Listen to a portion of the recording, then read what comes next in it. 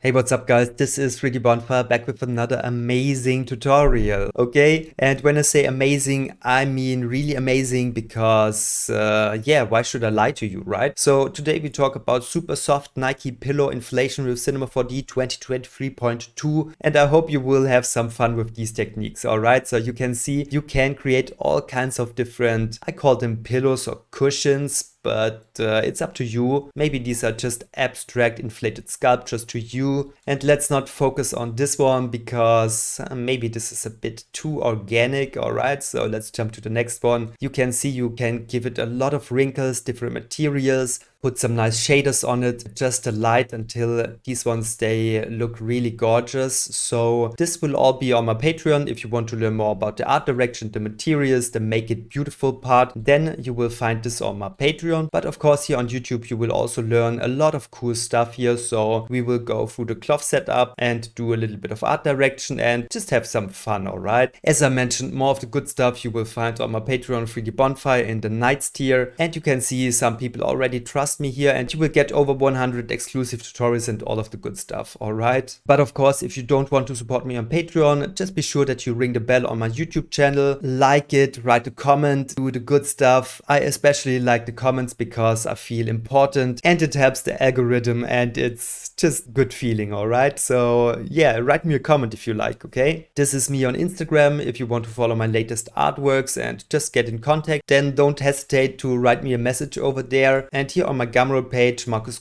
you will find some free stuff, for example these wallpapers, so why don't you download them, alright? One last quick tip before we jump into Cinema 4D: if you need some cool logos, then just search for sports logo brand or something like that. And I think I went to the first link on Pinterest and downloaded the whole package of cool logos. So if you want to have a quick start with a logo, yeah, then just click this link, or maybe you even want to use your own logo, alright? So now let's jump into Cinema 4D and have some fun. Alright, and you can see that here, for example, this one is already cached, so you can see you get this inflation and it's just so super satisfying to scrub through the timeline here. And if you are feeling like, hey, this looks ugly, then you can just activate the subdivision surface here and now it's super smooth, super soft and beautiful, alright? So it's awesome that this looks good, but I think we want to start with a new scene, put a logo into it. But you can see I have a logo here, and as I said, you can download some vector files, put them in Cinema 4D, put them in an extruder, and then you will also have a logo. Then you can use this one as a collider object. So just right click on it, go to simulation text and put a collider tag on it. I already did this one here. So this is our logo. Now we need something to inflate, and therefore I would say, let's think about it. I think we want to go with a cylinder here. So let's create a cylinder, make it a bit flatter, put it beneath our logo. That looks like a reasonable good size for our cushion. NB to see the lines. So you can see that we definitely need more subdivisions here. So let's go into the object, pump this one up, and also pump this one up, maybe something like this, or you know what, I will go with 150 and 50 for example. All right, something like this. In the height, I think that we only need something like 1 should be enough, and the height I will just make it more narrow, something like this. F3 to see it from the side, so I just go here to arrange it, F1 to go back to perspective view. All right, I like it. And if you want to inflate something, then of course you need a volume, like for example with the cylinder. So don't try to inflate this because this will be just a super unsatisfying experience for you. All right, so okay. And one last thing, this object has some pinching here, like we have a lot of triangles facing this infinite small point here. So I would say to have cleaner subdivisions, we click on our cylinder, go to remesh, hold down Alt and put the cylinder into the remesh. Now you can see this will be recalculated to something like this. Okay, I kind of like it, but since this object is symmetrical in all axes, you can just activate all symmetry axes here, and now it is really perfectly symmetrical and just an awesome object. I think we can even go higher with the subdivisions here, put this one to 200 and maybe 100. Let's see. All right, I think I like it because we need quite a high resolution for our object that it looks good. All right, so we want to inflate this one. Just to see it better, I want to, yeah, maybe put a green material on it. Okay, now it turned pink. This is also okay. All right, let's put a cube beneath it, and I just eyeball this, or you can once again press F3 to see it from the side. Just move it beneath your object, and if you want to see more, press NB to see the shading. All right, so more or less I will eyeball it like this, and maybe this could be 600 by 600. All right, so now the cushion is laying on this table and the logo will be lying on the cushion. So we have set ourselves up for success. So I think it is time to just go here and put a cloth tag on it. And of course we want to balloon it, so put something like 10 of overpressure into it. Now the cube, which is our table, needs also a collider tag. All right, and let's just quickly press Ctrl D to see the simulation settings. And I also want to work with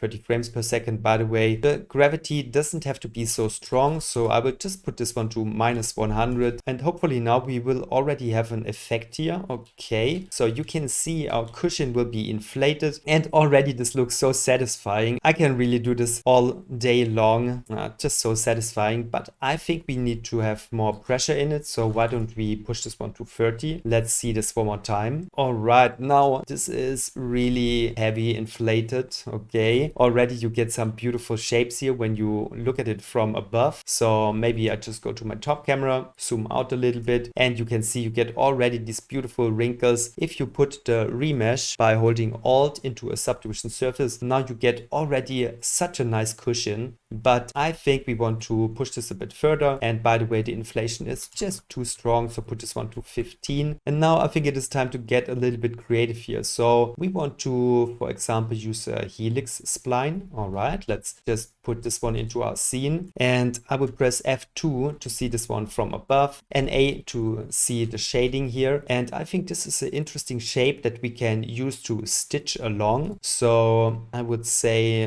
this one could be something like 800. All right, and honestly I just try to be creative as an artist here, so how about something like this? All right, so I want to use this spline to stitch down the cushion there and inflate it everywhere else. So why don't we just use this helix? Then I would say I will just duplicate this one, make this invisible, click this one, press C, press T to flatten it, hold down Shift to flatten it in increments, flatten it to 0. All right, let me do it one more time, flatten it to 0%. Now let's move this one down until it touches our cushion. Something like this one. All right, and I think I also want to rotate it a little bit to just get the angle of the logo a bit better, something like this, for example. And now I press T to scale it. I just want to see if we can find an even better fitting here, something like this. All right, I already like this one. So what do we want to do now? We want to go to our remesh, and hopefully when you go here to other tags, vertex map, I'm hoping that this will work on the remesh. Yes, it is working. All right, so now the vertex map is red, but we want to use our helix spline, put it into it. All right, now this looks a bit crazy. That's why we go onto the helix and set this one to a long and radius. And now this looks way more promising, right? Let's go down here, put this one to 100. All right, so we have a similar tint all over the spline here. All right, I want to make it more narrow, something like 3 or maybe 4. All right, you can play with it. And now we can use this vertex map to say the cloth element, hey, everywhere where you are red, you are cloth, and everywhere where you are yellow, you are restricted and you are not acting like cloth. All right, you will be pinned down. So this will be super helpful when we go to the mix animation parameter here, activate it, and now let's just drag and drop our vertex map into it, and hopefully this will work. I think when we do it like this, then you will get an ugly explosion. So I think it is better to go to the remapping here and invert the map. So now really everything that is red will be pinned down. This is the effect that we are aiming for. And now I would say let's just play this one and let's see what will happen. And already you can see you get this nice stitching effect here where the logo is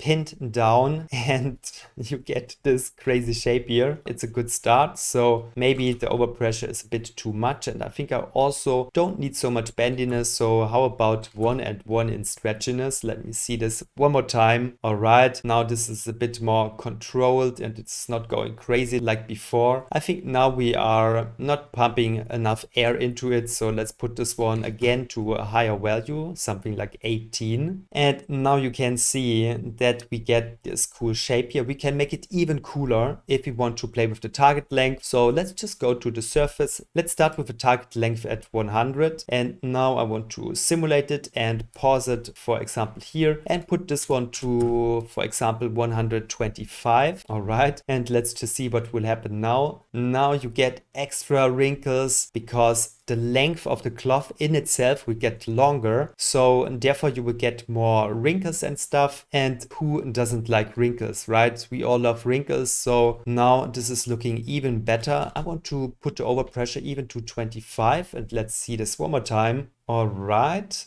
All right, I like it. Okay, so this is going into a nice direction here. And of course, this is just the basic of this technique, but more or less you can see we did exactly the same here. I was drawing a spline and then inflated, put some nice material on it, lighted, shaded, art directed until it looks good. And then you can just create all kinds of cool looks and shapes. And just look at this beautiful shader here. All right. So I think this is all that I want to tell you about this simple technique. As you already know, on Patreon, I will push it further with the art direction and stuff. But still here on YouTube, I hope you learned something and had some fun in the last 10 to 15 minutes. Thank you so much for your time. Be awesome. Bye, everyone.